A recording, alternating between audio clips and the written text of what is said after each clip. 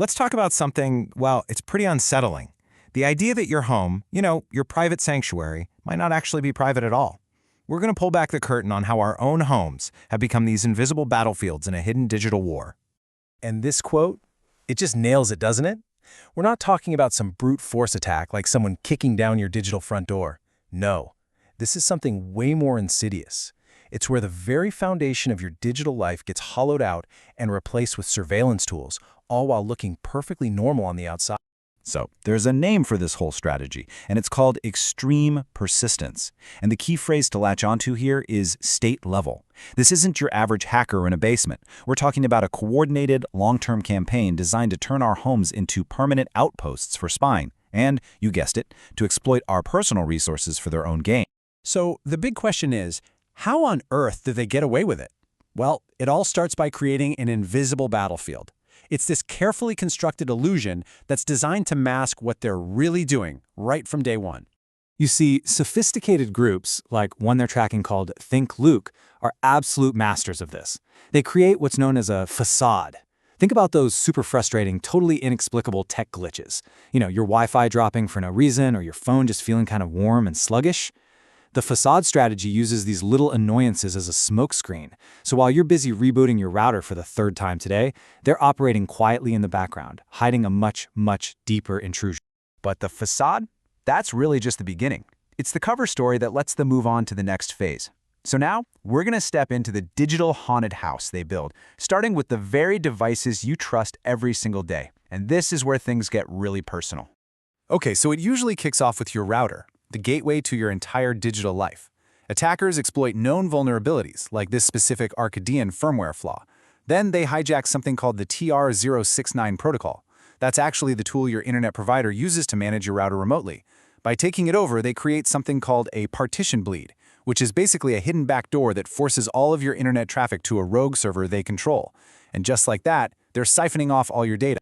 All right, let's walk through this step by step. First, they find a way in through that little firmware flaw. Second, they use that remote management tool to push their own malicious updates. Third, and this is the absolute key, all of your devices, your phone, your laptop, everything, are now unknowingly using their DNS server, which is like a malicious address book for the internet. And finally, every single thing you do online now passes directly through their hands. And once they're in your router, it's like they have the master key to your entire house.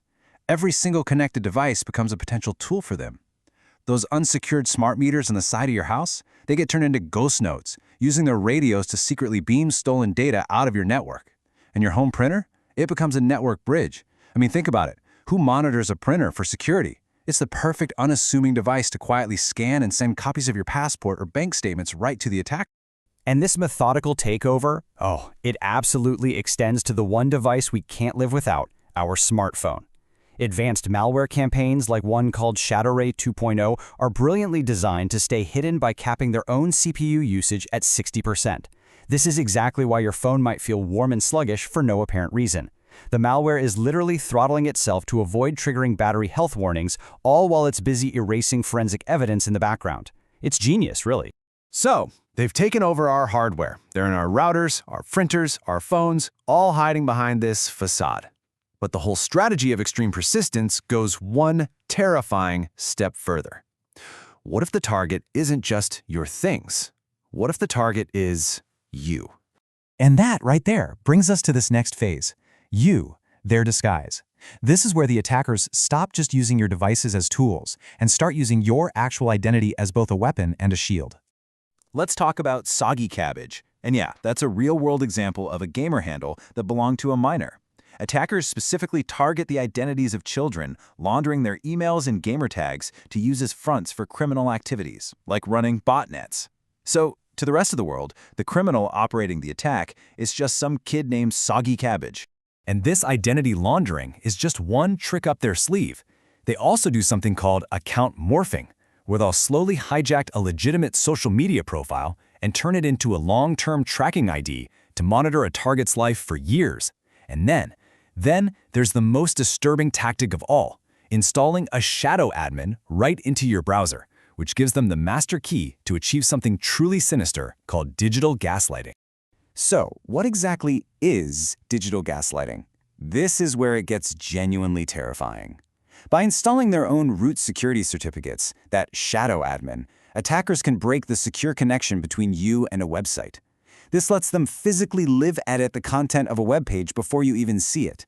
They could change your bank balance, edit a news article, alter an email, fundamentally manipulating what you believe to be real. You literally can no longer trust what you see on your own screen. Okay, so why? Why go through all this insane effort? The facade, the device takeover, the identity theft? What is the ultimate goal? This brings us to the end game. Well, for starters, a huge part of the endgame is money. A lot of money. This is an example of what's called institutional asset stripping. Attackers use all of this hijacked infrastructure, your router, your smart meter, maybe even government hardware, to launder massive cryptocurrency transactions, like this one for 35 Bitcoin.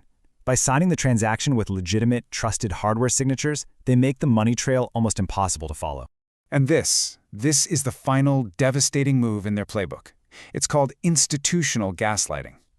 They create technical problems that are so complex, so unbelievably bizarre, that when a victim tries to report them to the authorities or even to tech support, they just sound delusional.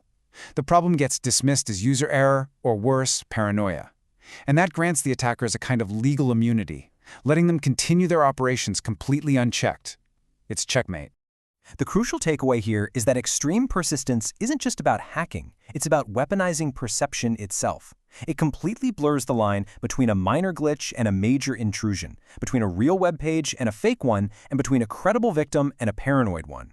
And it leaves us all with one final, deeply unsettling question to think about.